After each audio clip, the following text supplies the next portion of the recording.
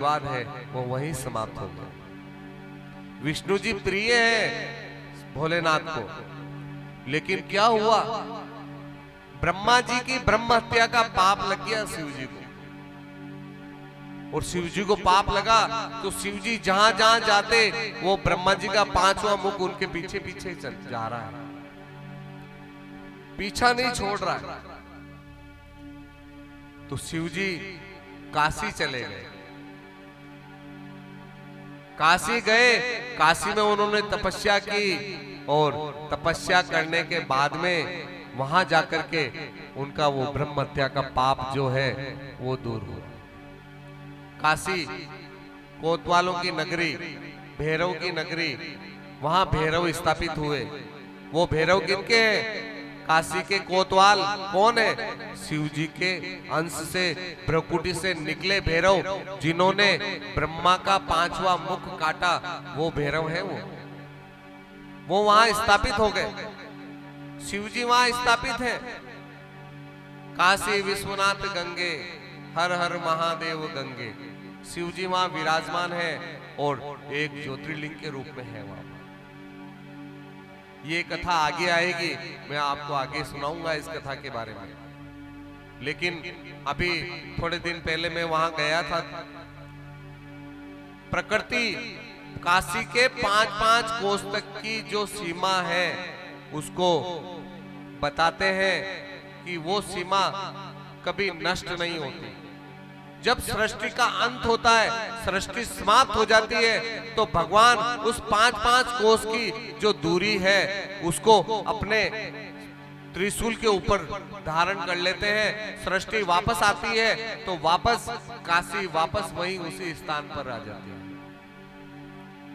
काशी में एक घाट है,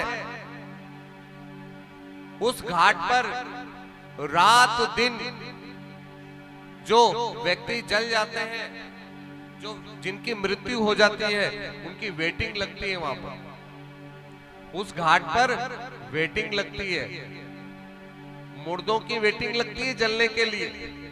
और वहां पर काशी में पाप नहीं लगता कि संध्या के बाद में जो है दाह संस्कार नहीं होगा।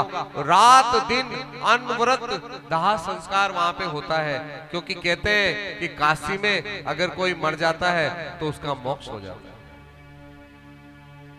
वहां जाकर के भगवान के दर्शन करने का सौभाग्य प्राप्त हुआ, लेकिन बहुत दुख भी हुआ। दुख इस बात का हुआ कि हम काशी में गए, भगवान का मंदिर देखा और सामने ज्ञान व्यापी देखी। ज्ञान व्यापी क्या है? सामने ये मुगलों ने, औरंगजेब ने, इन्होंने सारे मंदिरों को तोड़ करके हमारी सारी संस्कृति को तहस नहस कर दिया है इन पापियों ने।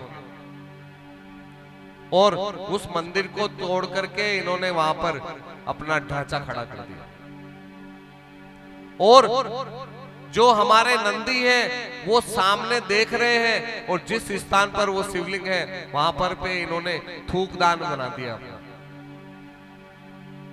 हाथ वगैरह धोते हैं। इतनी आत्मा दुखी, इतनी आत्मा दुखी कि हम हमारे उसमें रह रहे हैं। बड़ा दुख हुआ। मेरे साथ में 2-3 जने और थे, बोले कि कोई अंधा आदमी भी होगा, वो भी अगर देखेगा तो उसको पता पड़ जाएगा कि नंदी का मुख जो है शिवलिंग के सामने होता है। तो सामने औरंगजेब आया, लेकिन उसकी बुद्धि ने काम किया कि उसने ज्ञान व्यापी रखा, उसका नाम ज्ञान वापी रखा। तो ज्ञान वापी तो ये लोग तो नहीं रख सकते, नहीं, इनमें ज्ञान है ही नहीं, तो ये लोग कैसे रखते? ये तो लुटेरे थे, लूट करके ले गए सारी संपत्ति को, तो इनमें ज्ञान थोड़ी हो सकता है। ये ज्ञान वापी नाम नहीं रख सकते उसका। लेकिन उसने रखा। क्यों रखा? कि उसको यह अनुभव हो गया कि वास्तविकता में यहां से ज्ञान तो मिल तो रहा है। और हमारे जितने भी सनातन धर्मी हैं वो सब जुटे हुए हैं उसके लिए। अयोध्या में आप जाओगे तो भी आपको बड़ा दर्द होगा। अरे अरे अरे क्या हो गया? अब तो वहां सुधार हो रहा है, बहुत अच्छा सुधार हो रहा है, सब रोडे वगैरह सब बन रही है, अच्छा हो रहा है। और मथुरा में आप जाओगे, कृष्ण भगवान के लला के दर्शन करोगे, पीछे जेल की तरफ जाओगे तो भी आपका मन दुखेगा, वहां पर भी वो दुष्ट आकर के तोड़ करके चला गया। सोमनाथ में जाओगे तो वहां पे भी ऐसे ही है। इन दुष्टों ने, इन अतकर्मणियों ने कुछ भी नहीं छोड़ा, चारों तरफ बर्बाद करके रखा। तो हमें क्या करना है, ये पुराण बता रहा है, ये शास्त्र बता रहा है कि एकजुट होकर के रहना है। हमारे धर्म से कोई व्यक्ति बाहर नहीं निकले, और हमारे धर्म से यदि कोई व्यक्ति बाहर निकला है तो उसे के येन केन प्रकारेण कैसे भी करके वापस लेकर के आना है। मेरा एक भाई है, मेरे भाई मानता हूं मैं, भाई है वो मेरा। उनसे एक दिन मेरी बात हो रही थी, तो उन्होंने कहा कि भैया हमारे धर्म में सबसे बड़ी तकलीफ है कि 4 भाई अगर हैं और एक भाई यदि कमजोर है, तो बड़ा भाई कमजोर है या छोटा भाई कमजोर है, तो दूसरे भाई उसको कहते हैं कि दुख कहां पा रहे हो, इस जमीन ने बेच दे आगे। क्या कहता है, दुख कहां पा रहे हो, इस जमीन ने बेच दे। और वो भाई उस जमीन को लेने के लिए तैयार हो जाता है। वो उसकी दुख का लाभ उठाने की कोशिश करता है, और 3 भाई मिलकर के चौथे भाई की जमीन लेकर के उसको दर दर की ठोकर खाने के लिए फेंक देते हैं। जबकि उन भाइयों को क्या चाहिए था कि तू दुखी है तो हम 4 भाई हैं, तो चल हम 3 मिलकर के काम करते हैं, जमीन मत बेचना, ये अपनी मातृभूमि है, इसको बेचना मत।